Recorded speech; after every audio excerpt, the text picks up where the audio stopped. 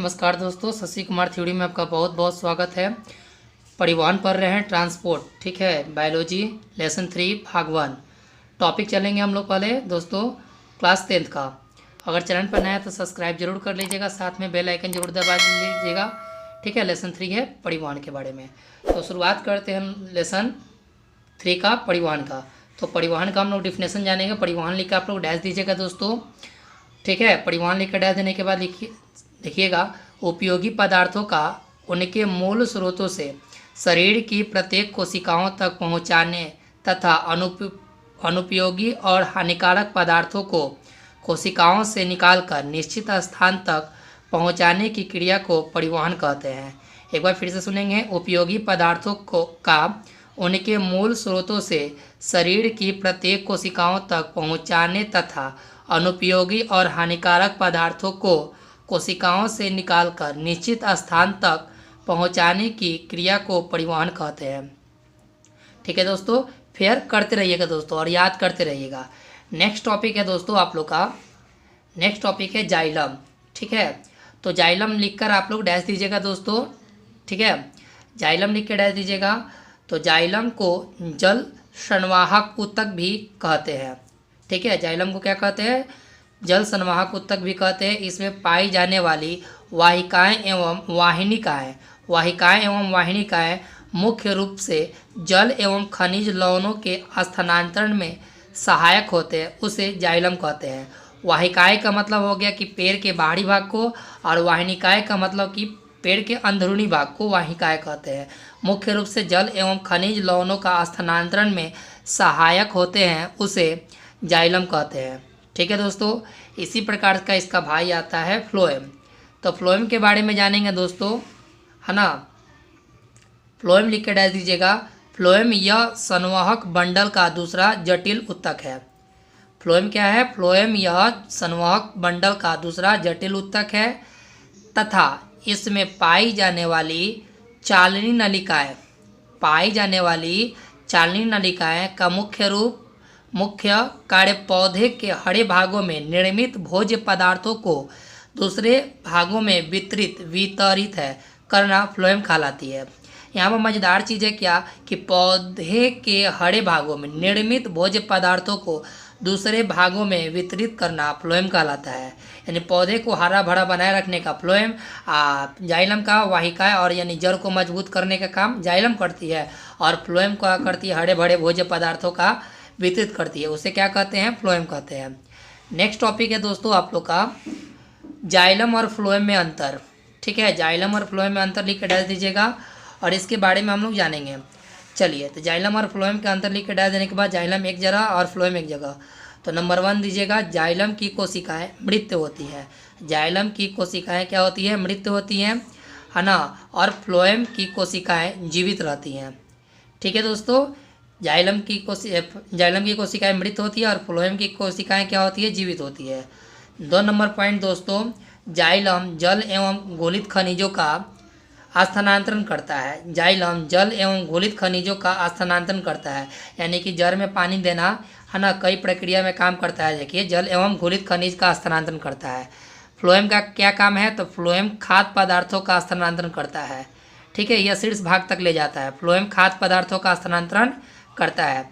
3 number point दोस्तों आएगा, 3 number point आएगा दोस्तों, ठीक है। जाइलम जल एवं खनिज लवणों का बहाव ऊपर की ओर होता है। जाइलम का बहाव कहाँ होता है? ऊपर की ओर। कांची में जल एवं घोलित खनिज लवणों के बहाव ऊपर की ओर होता है। और फ्लोएम का दोस्तों होता है, फ्लोएम में खाद्य पदार्थों का ऊपर एवं नीचे दोनों तरफ परिवहन होता है, ठीक है। क्लियर? यानी कि फ्लोएम का नीचे और ऊपर दोनों होता है और जाइलम का एक होता है। फिर से देखेंगे दोस्तों, है ना। जाइलम की कोशिकाएं मृत होती हैं, फ्लोएम की कोशिकाएं जीवित होती हैं। जाइलम जल एवं घोलित खनिजों का स्थानांतरण करता है। फ्लोएम खाद्य पदार्थों का स्थानांतरण करता है। यह जल और खनिज दोनों करता है, हाई केवल खाद्य पदार्थ करता है। जाइलम जल एवं घोलित खनिजों का बहाव ऊपर की ओर करता है और फ्लोएम ऊपर और नीचे दोनों तरफ करता है, ठीक है दोस्तों। नेक्स्ट चलते हैं टॉपिक दोस्तों नेक्स्ट टॉपिक है, बहुत इंपॉर्टेंट टॉपिक होगा। खनिज लवणों का अवशोषण कैसे होता है? खनिज लवणों का अवशोषण कैसे करते हैं? लिखिएगा, करते हैं।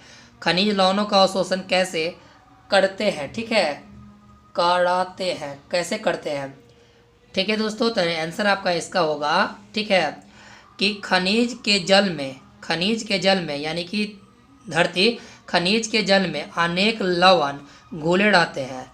खनिज के जल में अनेक लवण घुले रहते हैं। परासरण द्वारा मूल रोम केवल जल का अवशोषण करते हैं। मूल रोम का मतलब होता है कि जल में पंक्ति फेंका होता है ना, पतले पतले पतले जैसा, वही उसको मूल रोम कहते हैं। खनिज के जल में अनेक लवण घुले रहते हैं। परासरण द्वारा मूल रोम केवल जल का अवशोषण करते हैं, परंतु खनिज लवणों का अवशोषण आयन के रूप में होता है, ठीक है, आयन के रूप में होता है। जैसे हम लोग को बॉडी में भी आयन होता है, आयरन, उसी तरह। तो जल के लवण में अनेक लवण घुले रहते हैं। परासरण द्वारा मूल रोम केवल जल का अवशोषण करते हैं, परंतु खनिज लवणों का अवशोषण आयन के रूप में होता है, ठीक है दोस्तों। नेक्स्ट टॉपिक है स्थानांतरण, ठीक है, स्थानांतरण, ट्रांसलेशन, है ना। अब देखिए स्थानांतरण का, पौधों में जल, खनिज लवण और खाद्य पदार्थों के बहुत ऊंचाई तक संचलन को ही स्थानांतरण करते हैं। पौधों में जल, खनिज लवणों और खाद्य पदार्थों के बहुत ऊंचाई तक, यानी जहाँ तक चल जाए, जहाँ तक पानी चल जाए, यानी कि जड़ के माध्यम से, उसी को हम लोग क्या कहते हैं, स्थानांतरण कहते हैं, ठीक है। इसका नाम है ट्रांसलोकेशन, ठीक है, ट्रांसलोकेशन, ठीक है ना। जल और खनिज लवणों और खाद्य पदार्थों के बहुत ऊंचाई तक संचलन को ही स्थानांतरण कहते हैं। नेक्स्ट टॉपिक है दोस्तों आप लोग का, ठीक है, वाष्पोत्सर्जन। वाष्पोत्सर्जन का मतलब आप सुन ही लिए होंगे, 9th क्लास में पढ़े होंगे कि कहीं कटोरा में पानी रखा हुआ है एक दिन के लिए और उसको सोख लेना, तो उसको नाम है वाष्पोत्सर्जन। देखिए, पौधों के वायवीय भागों से जल का रंध्रों द्वारा, यानी पत्तों, रंध्रों द्वारा वाष्प के रूप में निष्कासन की क्रिया को वाष्पोत्सर्जन कहते हैं। फिर देखिए, पौधों के वायवीय भागों में जल का रंध्रों द्वारा वाष्प के रूप में निष्कासन की प्रक्रिया को वाष्पन कहते हैं। जैसे एग्जाम्पल समझ सकते हैं कि आप लोग गमला लगाए होंगे, गमला में पौधा लगाया होगा सब, और पौधा लगाने के बाद उसमें पानी देता होगा, पानी के देने के बाद पत्ता पर पानी आ जाता है और धीरे धीरे वाष्प बन के उड़ जाता है, उसी को हम लोग वाष्पोत्सर्जन कहते हैं। तो पौधों के वायवीय भागों से जल का रंध्रों द्वारा वाष्प के रूप में निष्कासन की क्रिया को वाष्पोत्सर्जन कहते हैं। जैसे में देखिए, मकई का पौधा प्रतिदिन 3 से 4 लीटर जल इस क्रिया से छोड़ता है, ठीक है। जैसे में इसको लिख लीजिएगा। नेक्स्ट टॉपिक आप लोगों को बनता है दोस्तों एक दिशीय, बहुत इंपॉर्टेंट है दोस्तों, एक दिशीय, ठीक है। तो पौधों में जल तथा खनिज लवणों के परिवहन के लिए एक तंत्र होता है, ठीक है, जो जड़ से पौधों की ऊपरी भागों की ओर गति करता है, ठीक है, तो उसे एक दिशीय कहते हैं। पौधों में जल तथा खनिज लवणों के परिवहन के लिए एक तंत्र होता है जो जड़ से पौधों की ऊपरी भागों की ओर गति करता है, तो उसे एक दिशीय कहते हैं, ठीक है।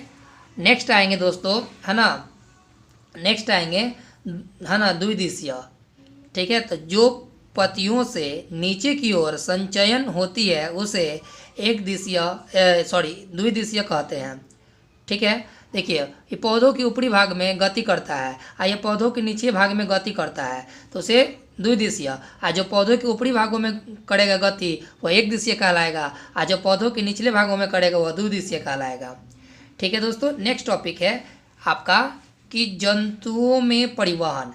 जंतुओं में परिवहन का देखिएगा, उच्च श्रेणी के जंतुओं में एक विशेष प्रकार का परिवहन तंत्र होता है।